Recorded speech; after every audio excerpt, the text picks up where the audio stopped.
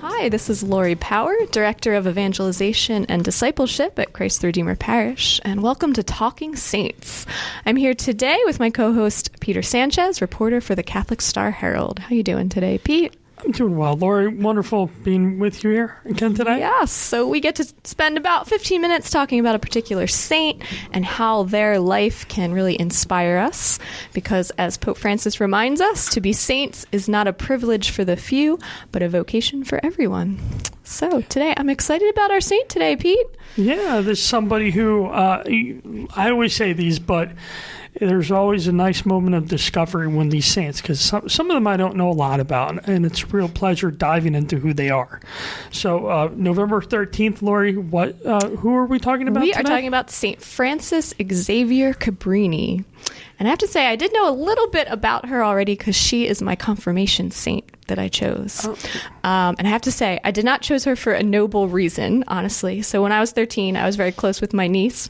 Her middle name was Frances. Mine was Elizabeth. So we decided we were just going to take each other's middle names for our confirmation names. And we thought, okay, that'll work. So I said, all right, St. Frances Cabrini. That sounds good. Well, I think... But she turns out to be a pretty amazing woman. So I'm glad I chose her back when I was still a teenager and not knowing what I was doing. So I think I took as my confirmation name, I took St. Thomas. Ooh, Aquinas or just St. Thomas. Thomas I think the Apostle? probably. Nice. And okay. It's the same thing. I don't know what I was doing. I think I just like the name. Maybe they chose us, Pete. I exactly. think that's true. There's that moment of grace that we don't see at that time in our lives. But who was that is who true. Was St. Francis? Let's see. So Frances Xavier Cabrini was born Maria Francesca on July 15th, 1850 in Lombardy, Italy. So she was the youngest of 13 children. So that's pretty incredible. And also incredible, she was born 2 months premature, which I imagine it was unusual for a baby born 2 months premature to survive past infancy, but God clearly had a plan for her life. But because of that, she was very sick and very in fragile health for most of her life. So that I'm sure was a challenge, was a cross for her. She was an orphan by the time she was 18. Prior to that, she'd been educated by the Daughters of the Sacred Heart, and she graduated with honors. She received her teaching certificate, but even from a young age, she always wanted to be a missionary to China. But it seems that God, once again, had other plans for her life. She applied to the community that had educated her, the Daughters of the Sacred Heart, but was turned down because of her poor health. But then a local priest asked her to teach at an orphanage, and that she did that. She taught at a girls' school for 6 years, and women were actually drawn together to teach with her, and she was invited to establish the Missionary Sisters of the Sacred Heart. And really their main apostolate was to care for poor children, both in schools and in orphanages and in hospitals. So she composed the rule and the constitution for her new religious order. She also took the name Xavier, once again in honor of St. Francis Xavier, a great missionary. We could see that again. She really wanted to be a missionary, especially China, to the right? East. Yes, because that's where Francis Xavier went. But so she was... Within her first 5 years, she established 7 homes as well as a school, but she still wanted to go to China. But Pope Leo XIII really said, no, go to the United States, not to the East, but to the West. And that was his advice, because he knew America was being flooded with Italian immigrants who just really needed her help there. So, you want to pick up the story there? Sure. Well, yeah, she went to America. She arrived March 31st, 1889. She arrived with 6 other sisters to begin this new mission, this new journey in her life. However, as we see with many of these saints, and even more so from Cabrini, she encountered hardship and disappointment here. The house she originally was supposed to set up for her new orphanage wasn't available.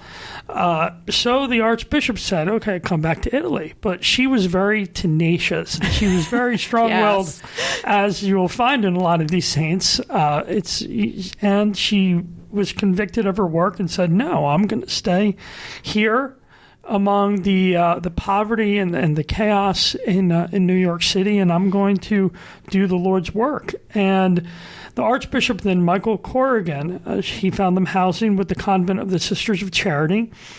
Shortly thereafter, she received permission to found an orphanage in what is now West Park, New York, and now known it's the St. Cabrini Home. And I think she might be buried there too. Though we'll get to that, because apparently, her body's in several different places exactly. now. It's but unfortunately, I think part of her body is at least still there in New York. Everybody I hate wanted to make her. a joke. Everybody wanted a piece of Mother Cabrini. Yeah.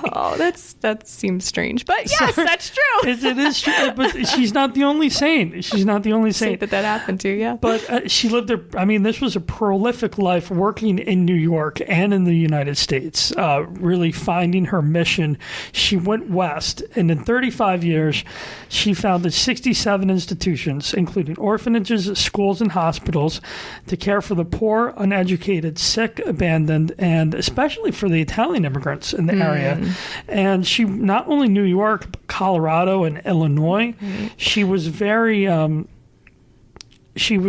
involved in the education and helping of others, and it's a beautiful witness. And it seems like, so they came to New York and they were working at so tirelessly, like word started to spread. So wherever the Italian immigrants were, I guess the leaders in the church there, the pastors would say, "Oh, we want your sisters here," because they were doing so much for the people in New York. And then as you said they were in Chicago, they were in Colorado. I think they eventually even made it to South America, because like the results of their efforts were, like amazing. They would say, "Oh my goodness," they'd be setting up schools and orphanages and be able to take care of these people who were really suffering when they were, sort of just branching out, coming in from Italy and doing the work in the United States that needed to be done. So pretty incredible. Like they had a reputation almost right from the beginning. Like, oh, these sisters come in and are effective, just because I think it's said that she really had some business savvy, and also could prayerfully discern God's will, and then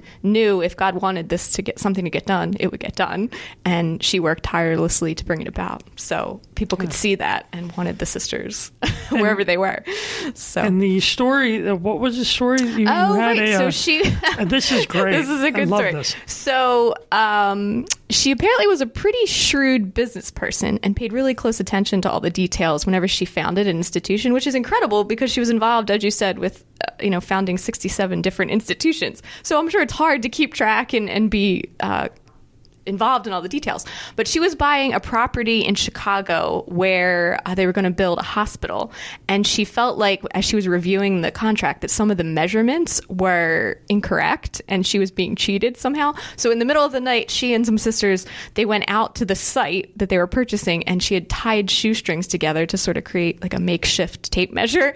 And sure enough, they found out, there was a mistake, that they were, they were measuring the site, and they had it adjusted in the contract in their favor. And then Columbus Hospital was built there. It was in Chicago, and it became, like one of the preeminent healthcare institutions for almost 100 years. So she knew that was God work, and she's like, you're not going to cheat God out of what what we're purchasing here. So she was tenacious. You're right.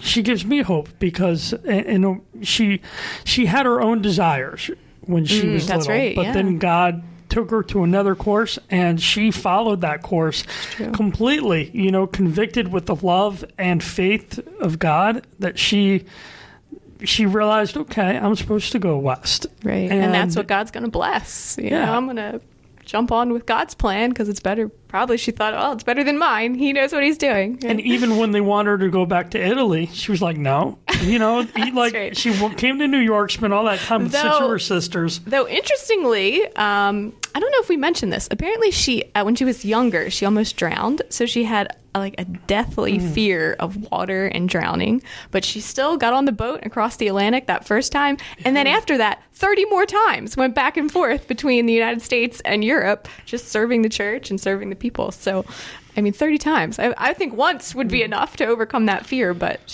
she went where she was needed. So. Well, I guess in that sense, overcoming your fear, it just gets easier and easier if you just keep pushing through. That's true. And God was faithful. He probably gave her some consolation so she could get on that boat every time. Yeah, and she didn't know English, I believe, when she came here either. Right? That's right. So that was another challenge. And she was overcome.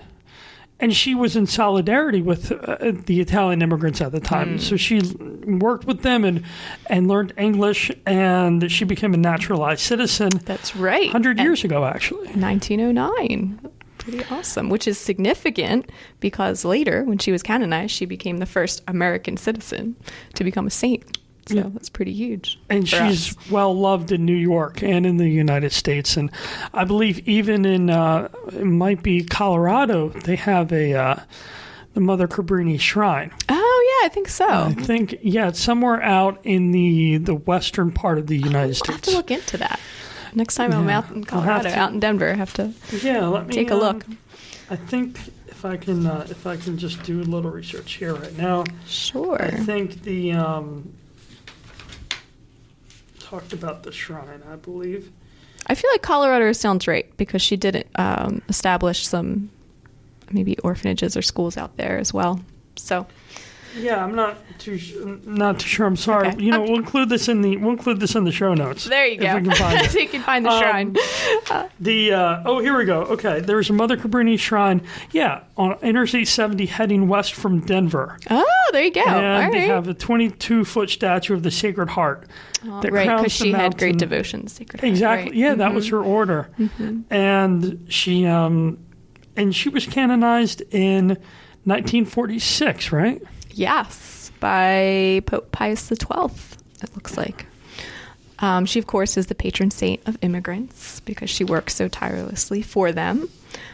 She died fairly young, at the age of 67.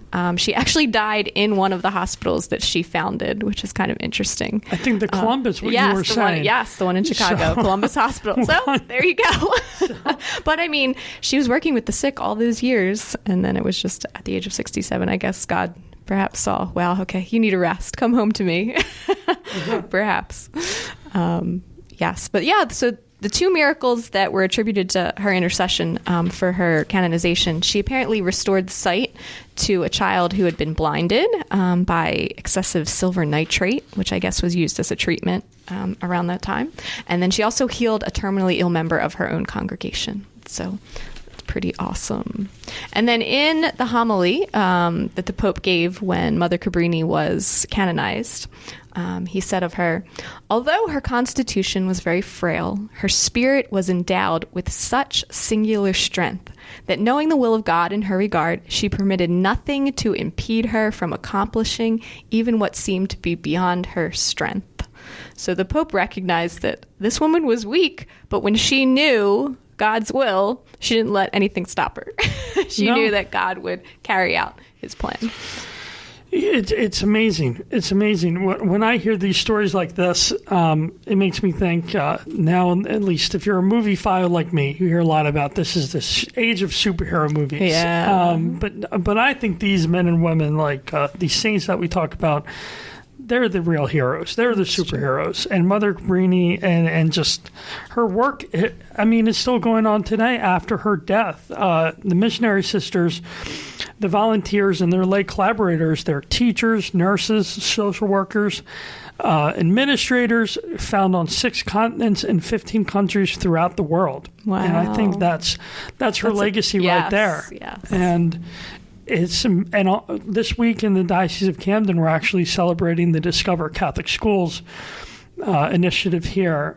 Discover the value of Catholic education here in South Jersey, the gift of a lifetime, and that's what she brought to. That's true. She brought to the immigrants in New York and in Seattle, in Denver, in Chicago, the gift of a lifetime. The Catholic school, the Catholic education. Yes. That's true. So, and Laurie, do we have a prayer?